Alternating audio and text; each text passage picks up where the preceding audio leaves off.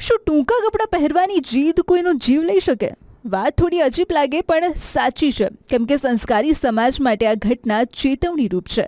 આ વાત છે હરિયાણાના નારા ગામની, જ્યાં દંપતીએ એકના એક દીકરા આશીષના લગ્ન ખૂબ જ હોશથી દિલ્હીની સ્નેહા સાથે કરાવ્યા. પણ કોને ખબર હતી કે આ લગ્ન જ તેમના જીવનનો અંત લાવશે. લગ્ન પછી વહુના પહેરવેશને લઈને ઘરમાં વિવાદ શરૂ થયો. વહુ સ્નેહાને ટૂંકા કપડાં પહેરવાનો શોખ હતો, જે સાસુ સસરાને મંજૂર નહોતો.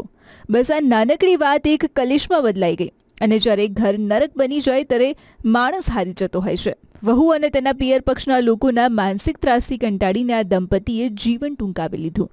આ સમગ્ર મામલે પોલીસ ફરિયાદ થઈ છે, જેમાં ઘરની મર્યાદાનું ઉલ્લંઘન અને ગેરવર્તણૂકનો વહુ પર આક્ષેપ લાગ્યો છે. તપાસ શરૂ થઈ છે, પણ જે ગયા છે તે પાછા આવવાના નથી. પોલીસે વહુ સ્નેહા અને તેના પરિવાર વિરુદ્ધ આત્મહત્યાની દુષ્પ્રેરણાનો ગુનો પણ દાખલ કર્યો છે.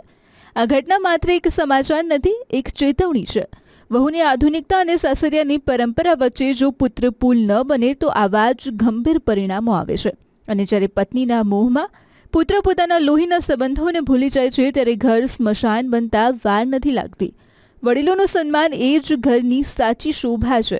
હાલ તો આ ઘટનાથી નારા ગામ શોકમાં ગરકાવ છે, કારણ કે એકમાત્ર પુત્રના લગ્ન કરાવીને દંપતી ખુશ હતું, પણ તેમને અંદાજો પણ નહોતો કે આ ખુશી માત્ર એક વર્ષમાં માતમમાં ફેરવાઈ જશે.